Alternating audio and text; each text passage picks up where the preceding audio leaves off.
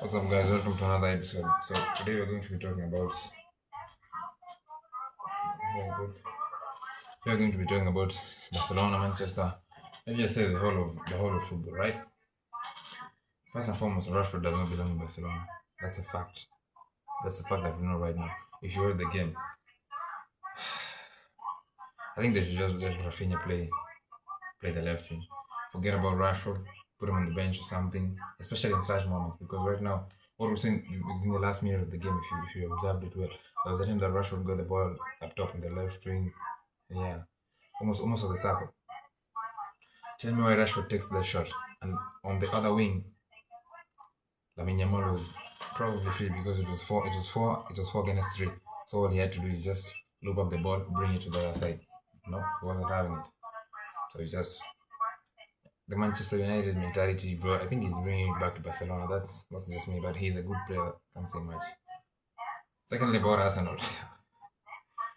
Arsenal, you guys, amazing, amazing. You guys are playing very conservative. Like you don't want to take any risks. And in football, we all know that the teams that wins mostly are teams that are winning track race, especially on the offensive side. Arsenal, you guys went into that game pretty much looking for a draw. There was no fighting spirit. Midfield terrible. But Arsenal, you guys are just like you're considered among the favorites, but then you guys aren't like you don't have what it takes to like you should be making sure that on the let me just do this.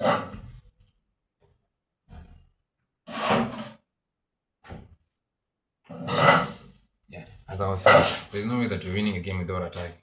We can start it from there. No way you're winning that game without attacking. So you guys mostly what you're doing is just playing defense, trying to conserve yourselves and make sure that you don't concede. But then it's a worst lie. Came through for Liverpool. So Arsenal, I think a lot has to change. If you guys are saying that believe in soccer that you guys are going to win the Premier League anytime soon, then I think you guys have to change. That's it. Yeah. Other results: Brighton, Man City. What a show! What a show! Brighton, Man City.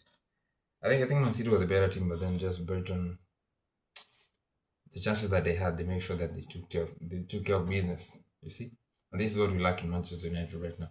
Manchester United, we are getting chances, but then guys are not scoring. Even though the guys are pure scorers, especially from the teams that they came from. But then you're seeing something like it's not clicking in. Like things that they should go with Ahmad, Cunha, things like that. Things that if it was last season, both of those guys, let's say right now they could be on 3 goals apiece. Maybe Cunha, maybe could have more. Yeah. So that's it. So I think Manchester United we have to improve a lot on that. Yeah. Arsenal is Arsenal, so there's nothing we can do. The Arsenal is just Arsenal. Yeah. The other thing, yeah, Real Madrid. Real Madrid have scorers, but they don't have a team play. They have good scorers. Mbappe can score from anywhere because of the level of talent that he has. But then the team, Xavi, there's something wrong. You're doing something definitely wrong in that training session, whatever. How you guys prepare and everything. Yeah. So I think you should change that. And then this kid on the right, they should just give him time. Just give him time to grow because I think he's been in training for like 2 months now. Yeah. No, 1 month actually, 1 month. Yeah. So the football pretty much this week. The only upset that we had is the Man City upset, which is we can't say it's a surprise because we all know Brighton play ball. Those guys play ball in their team. Yeah. And if you look at the second goal, wow, that was amazing. Like everybody was on the ground.